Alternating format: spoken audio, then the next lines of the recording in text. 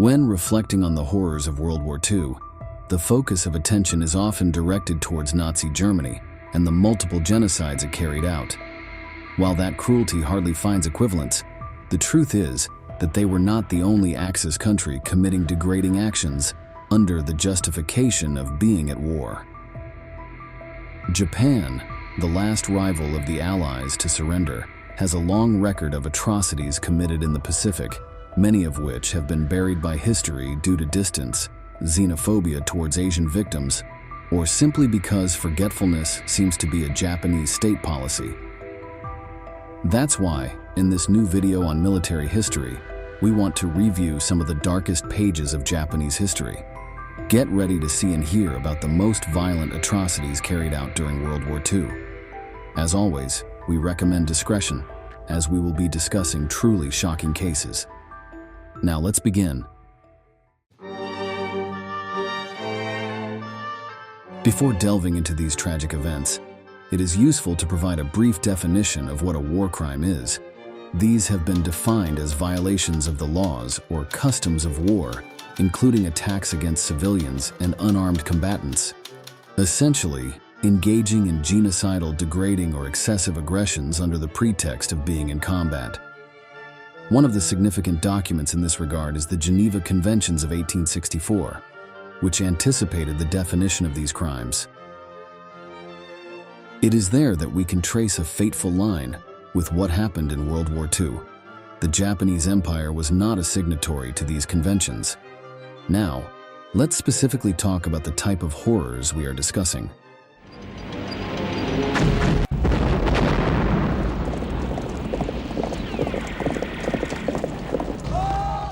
Many of the most serious Japanese crimes were carried out in Chinese territory, as since 1937, the Japanese Empire was in a bloody war with its continental neighbor.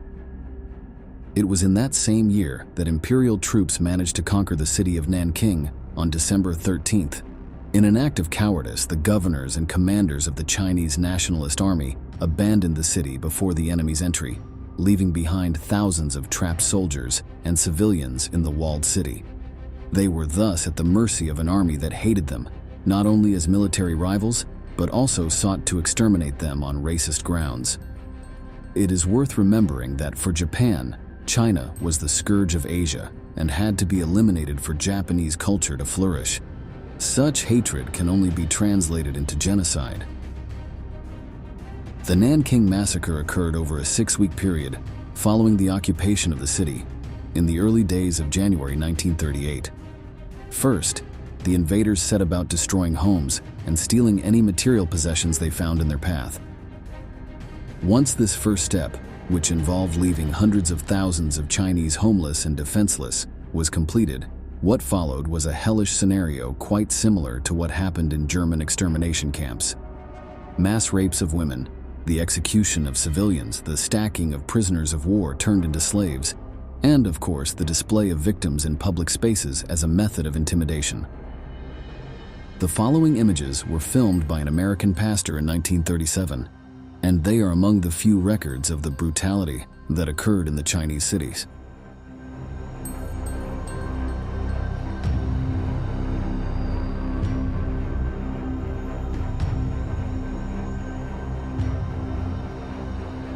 They seem like scenes taken from the Holocaust. It is estimated that between 40,000 and 300,000 Chinese died in a span of 40 days. In the worst-case scenario, this equates to almost 7,500 deaths per day, with open graves and the blood that such a figure implies. What happened in those 6 weeks left indelible images of unprecedented brutality. There are photos of soldiers impaling babies with their bayonets. That kind of material is available in research archives. For obvious reasons, we cannot show such images. Earlier, we compared what happened in Nanking to the Nazi genocides, but there is something in which they differ. The Japanese crime remains without legal or social condemnation. In 1946, the Tokyo War Tribunal sentenced Army Commander Iwani Matsui to death, but one guilty party is not enough to explain such barbarity. To this day, the actions carried out by Japanese soldiers in Nanking remain a topic of debate and controversy. and pose an obstacle to Japan's diplomatic relations not only with China, but also with other Asian nations, such as South Korea. Executions and rapes were not the only forms of torture by the Japanese Empire. As a good pupil of the Third Reich, they established scientific research centers where human prisoners were used as guinea pigs for all kinds of experiments. It is time to meet the infamous Unit 731, which carried out an impressive biological weapons development program, but at a very high human cost.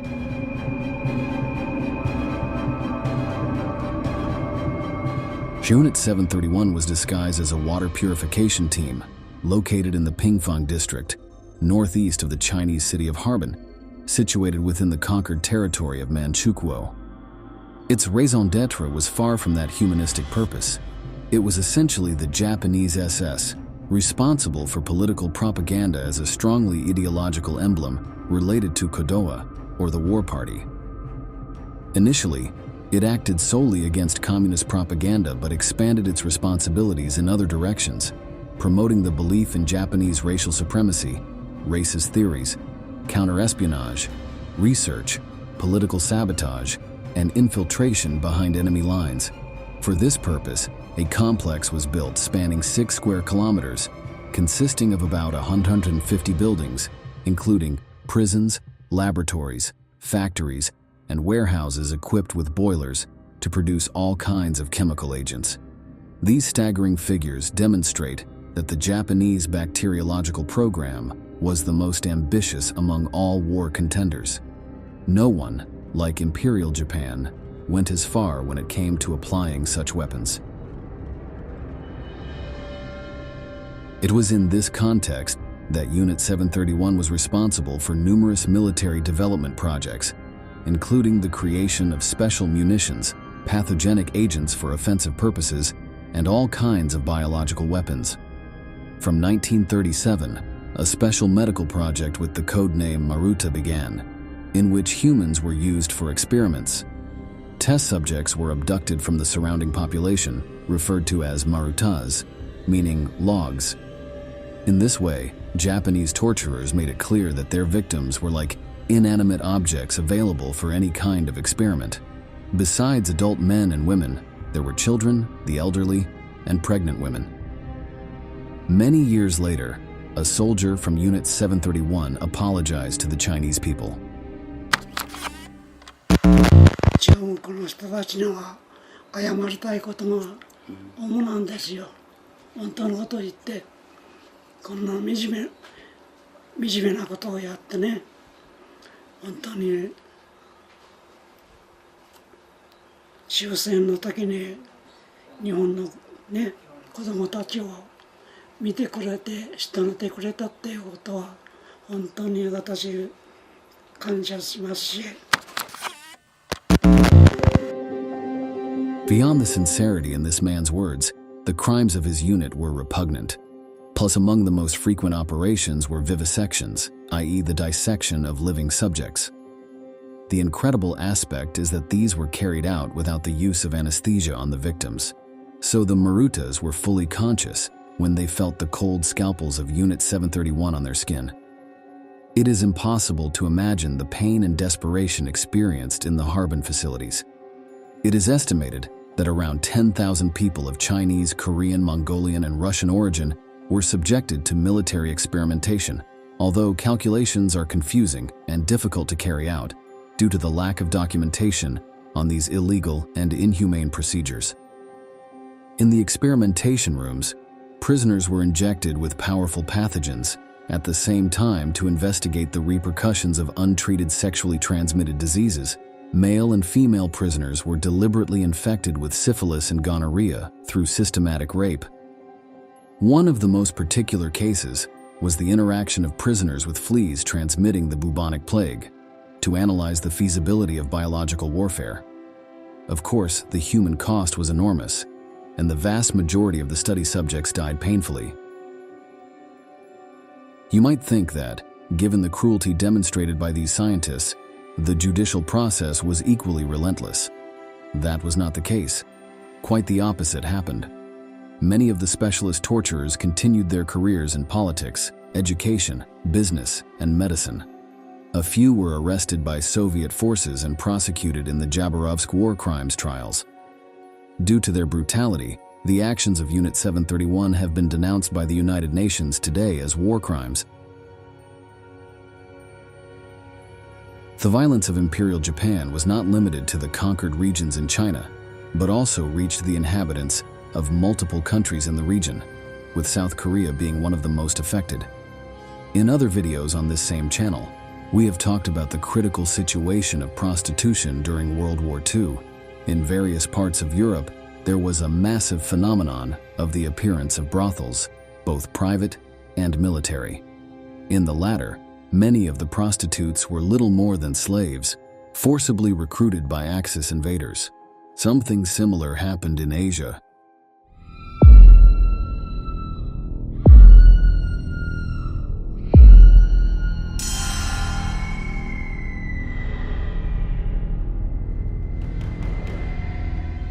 With the promise of a better life, the Imperial Japanese Army recruited women, mainly Chinese and Koreans, promising them work and well-being. But these were empty words. The girls were turned into sex slaves who served the Japanese soldiers during their military advance. This practice reached unimaginable numbers during World War II, with most of the hostages dying in sordid brothels after suffering all kinds of abuses at the hands of their captors. But what motivated Japan to commit such a gruesome war crime? Once again, we must consider the belief in racial superiority on the part of the island. In the mind of the Japanese soldier, the inhabitants of other Asian nations were subhumans who needed to be controlled and, in the worst cases, eliminated. At the same time, it was considered necessary to pay attention to the sexual behaviors of the troops to prevent homosexual tendencies after long combat days. This logic is quite similar to that applied by the Third Reich when installing military brothels in Poland and France. This hell was so systematized that the women chosen by Japan's occupying forces received a particular name, Ianfu, a word that means comfort women. Thousands of girls from Korea, China, and even small Japanese villages were forced to satisfy the sexual impulses of imperial soldiers during the conflict, and that included truly violent practices, beatings, and all kinds of perversions.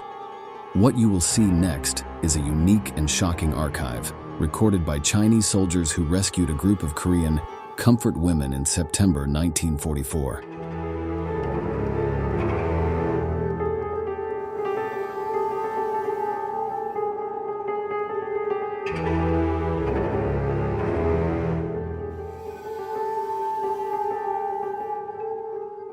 The vacant gazes and battered bodies tell a cruel story. The lack of official documents has made it difficult to estimate the total number of comfort women, as a considerable amount of material related to war crimes and the responsibility of the nation's top leaders were destroyed by government order. Historians have arrived at various estimates by reviewing documentation indicating the ratio of soldiers to the number of women in a specific area. Historian Yoshiaki Yoshimi, who led the first academic study on this topic, gave an estimate of between 50,000 and 200,000 victims. Over time, these figures gained more support, although it is also known that multiple cases were never reported or recorded due to the fear of women being scorned upon returning home. Some Chinese researchers propose a figure close to 300,000 comfort women abducted by the Japanese Empire. Simultaneously with the establishment of militarized brothels, Japanese troops also built camps to house prisoners of war captured during the conflict. While no captive fared well in the hands of the enemy, at the time of Japan's surrender in 1945, the testimonies and situation of those who had been subjected in these facilities provided a new perspective on the brutality that occurred in Asia. In the survivors' accounts, the figure of Buntai Joe stands out, the name assigned to the camp supervisors and the rest of the captors. The treatment they gave to the prisoner consisted of beatings, limb amputations, starvation, and lack of medical supplies, resulting in massive mortality.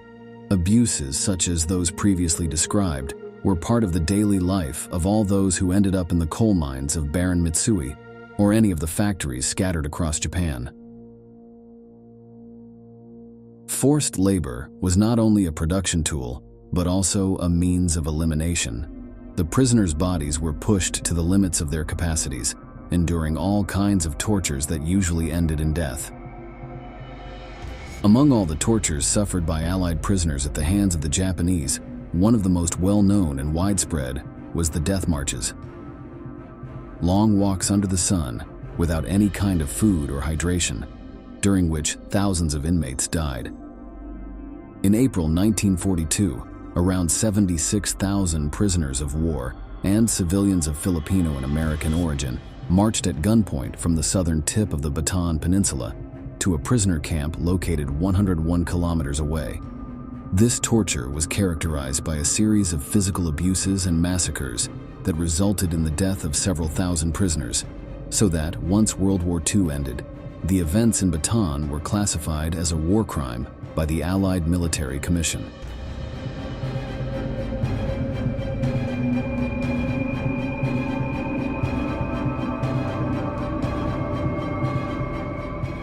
The United States used information about this march in 1944 to foster social hatred toward Japan and lay the groundwork for the bombings in 1945. From Washington, they already anticipated that the Japanese Empire would be the last bastion of the Axis to fall. Unlike other atrocities discussed in this video, the Japanese authorities who carried out the Bataan March were prosecuted and executed between 1946 and 1948. This included Generals Hideki Tojo, Kenji Doihara, Seishiro Itagaki, Heitaro Kimura Iwane Matsui, and Baron Koki Hirota. In these images, we can see the judicial processes that put the culprits behind bars or with the noose around their necks. It may sound like a cliché phrase, but war is truly hell, and during the 1940s, practically all fronts in conflict witnessed war crimes. The significant difference in the Japanese case is that many of those responsible were never prosecuted. In fact, several generals and politicians from the imperial era continued their careers during the island's transition to the liberal and capitalist democracy it is today. This lack of justice and memory causes the wounds in Asia to still not have fully healed. From history, it is necessary to always keep these events in mind. So we reach the end of this episode. If you want to continue discovering dark events that occurred during World War II, we invite you to subscribe and activate notifications. For now, we bid farewell until the next installment of Military History.